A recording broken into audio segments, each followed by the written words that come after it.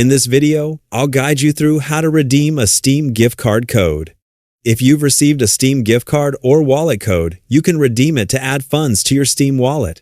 Once the balance has been added, you can use it to purchase games, downloadable content, and other items on Steam. Before you begin, make sure you have your gift card or digital code ready. If you're using a physical gift card, scratch off the panel on the back to reveal the code. Next, open Steam and sign in to the account where you want to add the funds. Keep in mind that the balance will be added to the account you're currently signed into. Click on your account name in the top right corner, then select View My Wallet.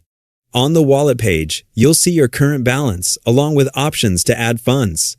You will see beside the funds an option to redeem a Steam gift card or wallet code. Click on it. Enter your gift card code carefully, making sure it's typed correctly.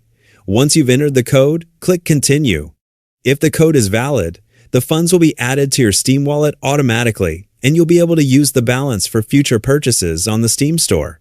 And that's all there is to it. You've successfully redeemed your Steam gift card code and added the funds to your Steam wallet.